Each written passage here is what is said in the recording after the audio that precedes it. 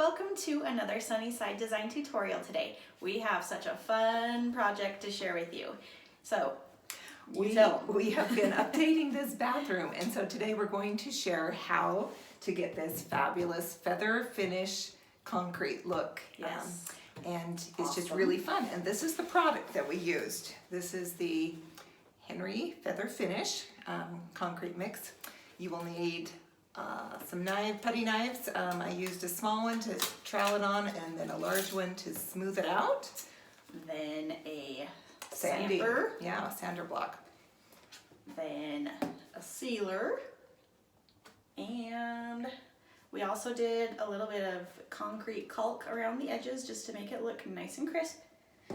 You will want to make sure this is a bathroom, so we weren't too worried about what sealer we used. But if you're doing this in a kitchen, make sure it's a food grade sealer. And we'll talk about that in our post. We'll have that information in the description. Okay. Stay tuned. You'll see how easy it is to do this, and it only costs $50. Yes. So amazing. Yes. To mix your concrete mixture up, I used an old yogurt container, just any disposable container will work. I began by adding my water in first. I would do about 1.5 to 2 cups of water and then gradually add in the concrete mixture, the feather finish mixture. I just used a paint stir stick to combine the cement mixture up. You want it to be the consistency of like a drywall mud or like a creamy frosting. It needs to be thick enough that you can spread it on and move it around, but not too thick that it's dry and crumbly and cracked. So it's got to be a little bit moist. You have to kind of play with it and get it to the right texture. You can feel when it's the right texture with your knife. Once I had it mixed up to the right consistency, I poured the mixture into a rectangular container that my putty knife would fit in. I happened to pick up that container just at the dollar store, and it was just the perfect size for holding my putty knives. Then you'll begin to spread it on. I used the smaller putty knife to spread it on, and then I would take my larger knife to kind of smooth out the areas. I kind of worked from the edges of where the countertop met the wall and smoothed it around until I got it nice and smooth on there. You don't want this to go on too thick. I would say that depth of it is probably about 1/16 of an inch.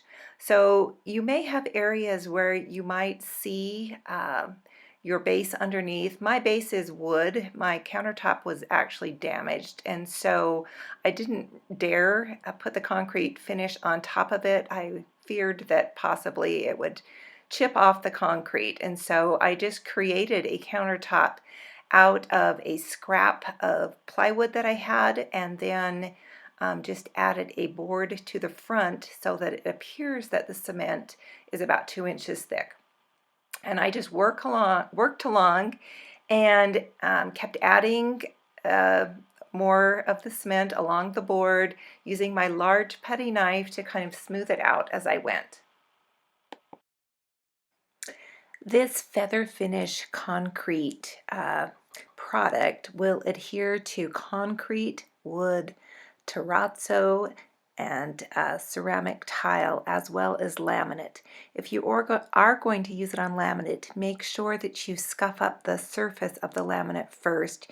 You can do this with some coarse sandpaper and your sander. But it does bond really well and stick to most surfaces. You might think I'm a little bit weird, but I thought this was actually really kind of a fun project. It was kind of like frosting a really big cake and just getting the texture and the surface the way I wanted it. Here's a close-up view of what it looked like once I got the first coat on. You can see a few areas it's a little bit thin. You can see the wood a little bit on the edge there. Once the surface is completely dry, you're going to prep it for the second coat.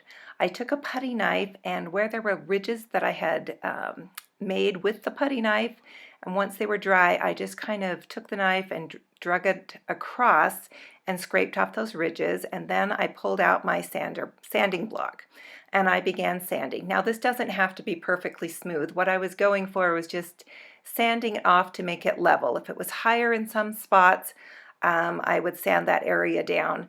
Along the wall, and I did use just a piece of sandpaper. I couldn't get my block quite up as close as I'd like it to be. The block works really well though to get it nice and even across the front edge and over the main part of the surface.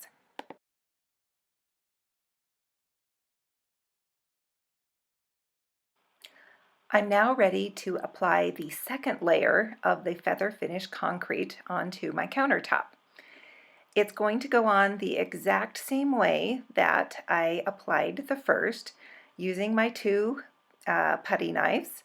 The one to kind of scoop it on and spread it around, and then I'll use my larger putty knife to kind of smooth it out and get it a little more the finish that I'm going for. This layer, once again, is going to be a little bit rough. It's not till we do the third coat that it really starts to smooth out. So once again, we're going to focus this time on filling in any divots or holes that there may have been in the first layer, any spots that were a little bit thin and the wood was showing through, just making sure that all of that is filled in this time and that the whole surface is totally covered in the cement mixture. You'll notice here that I've got some green painter's tape taped around the countertop on my wall. I was trying to protect it from the cement getting on my freshly painted walls.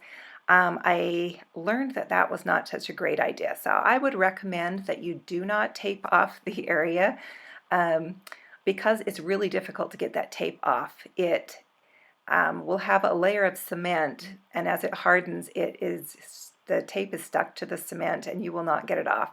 I ended up having to take out an X-Acto knife and trim the tape off to get it off. So when I got to my third layer, you'll see that there is no tape on there. I did find that if I did get some of the concrete onto the wall, that it washed off easily with a washcloth, so there was no need to worry about that. You can see here I'm just finishing off that last bit of the second coat of finish.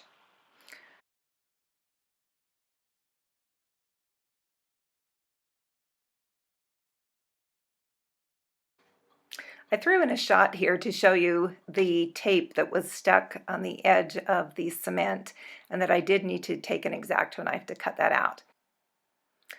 I'm doing a little sanding here now to prep for that third and final coat. You'll notice that I did not use a palm sander or an electric sander. I just did it by hand. I didn't want to have dust going all over my house, and that was one of the complaints of many of the other tutorials that I saw. I just made sure that the bathroom door was closed. I opened up a window, and I did not get dust flying all over the house by using this method.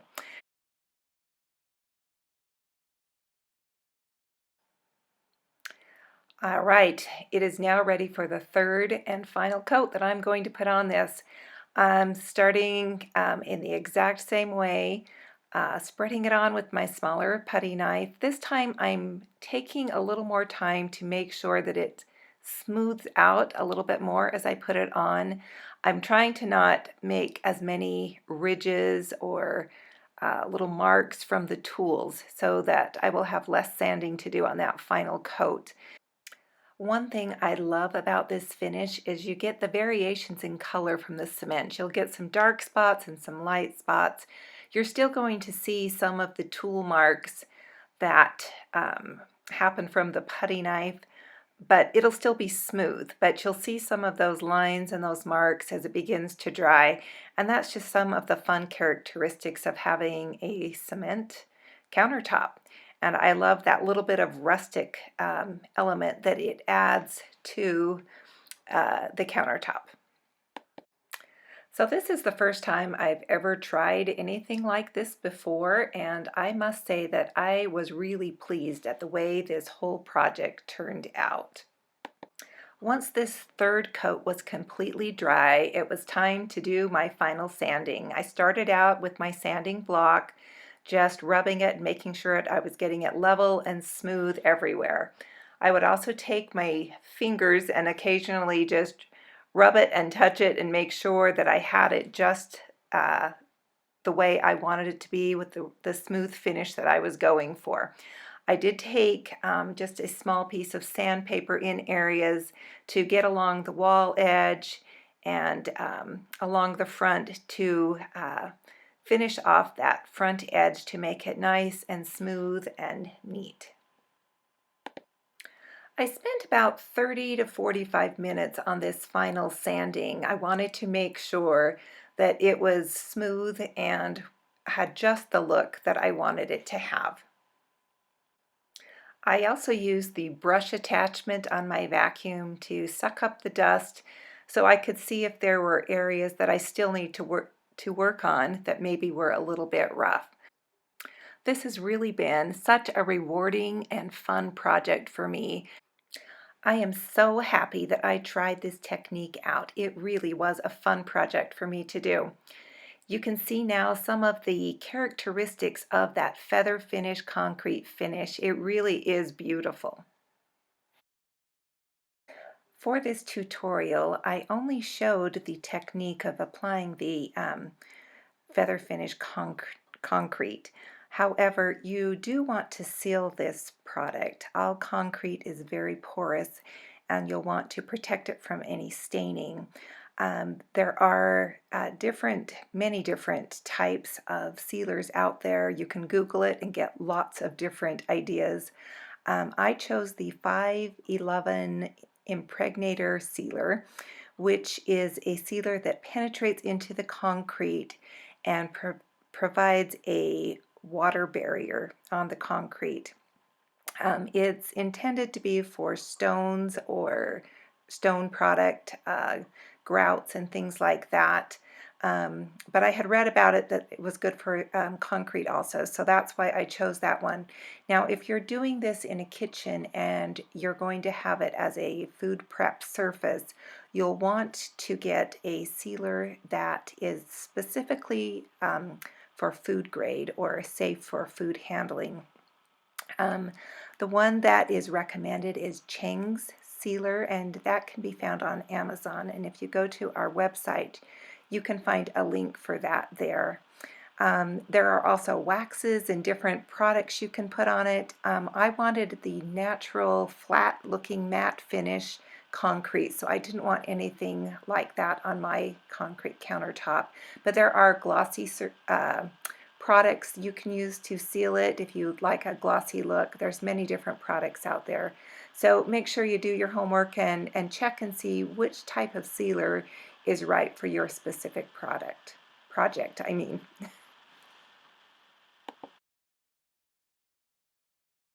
The last and final step that I did on this project was to put a bead of grout caulk around the edge.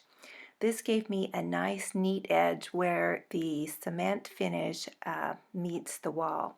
I put a strip of masking tape on the wall so that I could get a straight caulking line, and then once the caulk was on there, I just removed the tape and you get a perfect grout line.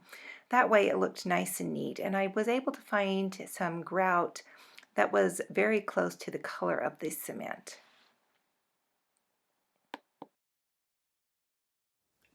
Wasn't that amazing? Are you so excited to try this technique in your home? Yes, awesome. It was a huge transformation on a tight budget, and it looks awesome. It does not look cheap, but Remember, it was a we cheap only price. spent $50, and my budget was $100, but Yeah. we were half of my budget price. Yeah. So it's an awesome technique. I think you'll love it. If you liked our video, be sure to subscribe to our channel. We have a lot more fun tutorials coming this year. And also, once you subscribe, hit the red bell notification so you will know when our new videos are up. And click the links below. You can go to our written post for this tutorial to see step-by-step pictures. And you can see all of the links to our social media. Follow us. And we always love to have your comments. So if you have comments or questions, be sure to reach out to us. We love hearing from you and look forward to answering your questions. And thanks again for being here. And as always here at Sunnyside Design, we hope to bring your home to the sunny side of the street. And I'm going to add one little thing. Next week's tutorial, yeah, you were going to forget. Next week's tutorial is going to be reupholstering an ottoman with some cheetah faux fur. So if you love that, you'll want to see how we did that. Featured in this bathroom. I put it in the bathroom. Yes, so anyway, cool. It was fun. So be on the lookout for that. And then also, see, we're just keep adding. We have a full video tutorial on the cool tile floor makeover too. So make sure to check that out. We'll put the link to that in the description below as well. All right. So thanks for being here. Thanks for watching. See you next time.